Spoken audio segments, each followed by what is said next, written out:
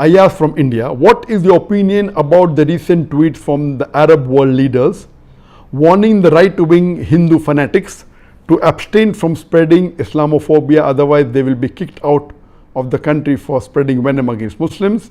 They even warned India to treat the Muslim minorities well, India just like they treat Hindus in Arab countries. We even saw Prime Minister Narendra Modi tweeting soft messages towards Muslims after that furor from the Arab world. What is my view? A similar question has been asked, I'm clubbing it together, by Syed Hashmi from Doha, Qatar. In the present scenario, in context of Indian Muslims, a planned campaign is being implemented ridiculing and religious profiling and demeaning of Indian Muslims in India. How should Muslims tackle this, and what should be a strategy? Please appreciate what should be a strategy. Appreciate your guidance. As far as what should we do in this situation, when especially in India, it's happening all over the world. There's Islamophobia, you find in the Western countries, you find everywhere. But I do agree that in India it has reached epidemic levels, especially after the new government came to power, that is the BJP, led by our new Prime Minister Narendra Modi, which is in power for approximately 6 years. And when second time when he got re-elected, it has reached epidemic levels. What should we do? As Allah says in the Quran, in Surah Fussilat, chapter number 41, verse number 34, repel evil with good. You may never know, the person who is your enemy will become your friend. So if they are abusing you, if they are calling you with names, illogically blaming you, repel evil with good. You be kind to them. You be good to them. As far as we in India, we should soften their hearts. And as Allah says, you may never know that the enemy will become your friend. And that's what I did when I was in India. That's the reason the majority of the non-Muslims who came for my talk, the majority of the non-Muslims who knew me, they were my fans. There were some non-Muslims who even came and touched my feet, which is not allowed in Islam. What are you doing? They said, no, you are Bhagavan ka avatar. They loved me, they respected me, said, say what you want to. Some of them come and say, I've been seeing your videos for years. Tell me what I should do. I said, accept Islam. And they accepted immediately, alhamdulillah. They loved me, they respected me. There were very few who were against me. But since this new government came, they created a campaign against me, and they have given a feeling as though majority of the non-Muslims are against me. Even in Malaysia here, majority, where I'm staying, majority of the non-Muslims, they love me. When I go to the shop, they give me free non-Muslims. They don't charge me. There are yet few who are politically inclined, like in India, who for the political vote bank, they criticize me. Otherwise, majority of, so we should love the non-Muslims, especially in India, the Hindus and majority, care for them and try and remove the misconception. Regarding the main question, what happened in the Arab world, that there were many people who started maligning Islam, abusing the Prophet, criticizing Islam, calling not. So in the last couple of weeks, alhamdulillah, there has been a backlash from the people in the Middle East, mainly from Kuwait, from UAE, from Dubai, from Sharjah, from Saudi Arabia, and they came up, lawyers came up, activists came up, from the royal family, they came up and they started saying, what is this? And we know that there are more than 10 million Indians living in the Middle East alone.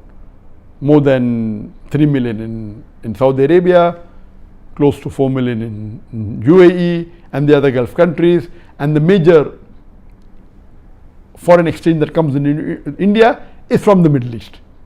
And all the Muslim countries put together, more than 50%. From the Middle East alone, 55 billion every year. More than 1 billion a month from Saudi alone. More than 1 billion a month from UAE alone. And out of those people working in the Gulf countries, approximately 50% are Muslims, 50% are non-Muslims. The non-Muslims are on the higher post. Most of the Indian Muslims, they are on the lower post, few are on the higher post. The non-Muslims, most of them are on the higher post, few on the lower post. And when I did a survey, when I was a resident earlier of Dubai, the top 100 Indians in the Middle East, the richest in the Forbes list, the top 100 richest Indians in the Gulf country, 80% were non-Muslims. 75% Hindus, and only 20% were Muslims. So when so much money that is coming in to India from the Muslim countries, majority earned by the non-Muslim, that means they're living comfortably. I don't know of any single case in any of the Muslim countries or the Gulf country where a Hindu was forced to say Allahu Akbar. Never. But here the Muslims are forced to say many things which are against Islam, like Jai Shri Ram, etc. So the backlash came, and there was a warning that if anyone is caught on the social media, the non-Muslims, most of them were Hindus from India belonging to, who are the supporters of the BJP. According to me, most of the Indians, the Hindus, they love Muslims. According to me. Even today, there is a small percentage of Hindu, maybe before BJP came to power, maybe 5%, who are against Muslims. And maybe 15% were in favor, always supported, and 80% were neutral, but they had no problems with the Muslims. When the BJP came to power, the percentage increased. Now I believe maybe 15% in the first election, after election 10%. Now when they won the second election, maybe 15% against, hardcore against Muslims, the Hindus. And the percentage favoring now has reduced from 15, according to me, maybe 5%. Fear of backlash from the government, being arrested, and 80% are neutral and afraid to speak. We should convey the message, remove the misconception. This backlash that came from the Gulf country, it should have come long before, but better late than never, and I agree with it, that they gave them warning, and many of them were arrested, they were put in jails, many were sent back. How can you criticize the beloved Prophet, speak against the Quran, the country where you're staying, which is giving you bread and butter? They are not forcing you to say anything to do about Islam. You are living comfortably, you are not paying any income tax, you are sending most of your earnings back home. So I am very much positive. And then one of the lawyers from Kuwait has made even a case in the Geneva in the human rights, and he said that anyone who finds any non-Muslim making abusive remark against the Muslim, send it to him, he will put it in the court. Very good, we appreciate it, very good, but I want to give them advice a step further. Besides collecting all the non-Muslims who are speaking against Islam on the social media, though in percentage wise there may be few, let me tell you, even the non-Muslims who are against Muslims in the Muslim countries, Gulf countries, would not be more than 10%, according to me. And speaking in the media would be just 2 or 3%. So this lawyer said, let's accumulate data bank of all the non-Muslims who are speaking against Islam and see to it they're brought to task. I would like to tell them that go a step further. I would request that you even keep a data bank of non-Muslims in India speaking against Islam. And those which are speaking are mainly the hardcore activists of the BJP government. And most of them, they are rich. And let me tell you that most of the politicians of India, they have their money stored in UAE, in the Gulf country, most of them. And most of them, majority those of the non-Muslims who travel abroad, more than 50% they visit the Gulf country or the Muslim countries.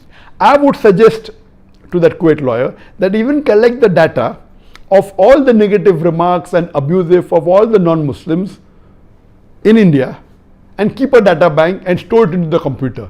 Next time if they come to the Gulf country, whether it be Kuwait, whether it be to Saudi Arabia, whether it be to Dubai, whether it be to Indonesia, in the data bank it should be mentioned, okay, now they have abused the Prophet, which is not permitted by law, and they have abused Islam, bid them to task, have a case against them, arrest them and put them behind bar. And when you do this to 5 or 10 people, believe me, majority of them will stop, because they travel to Muslim countries.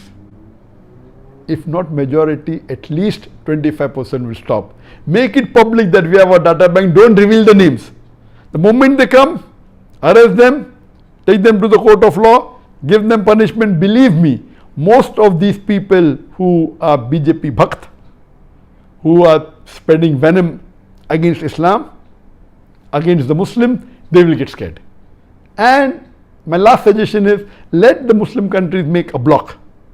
The major Muslim countries, whether it be Saudi Arabia or UAE, Indonesia, Malaysia, can be Nigeria, Qatar. Most of the oil that comes to India comes from Muslim country, from Saudi Arabia, from Nigeria, from UAE. Natural gas comes from Qatar, palm oil comes from Indonesia and Malaysia. Let's make a block and we work collectively so that if they say anything against Islam, against the Muslim, we can be a better force. So if the Muslims unite, inshallah, and put a pressure on Muslims and the other countries which are maligning Islam, inshallah, this will have a positive impact and they will stop doing this activity.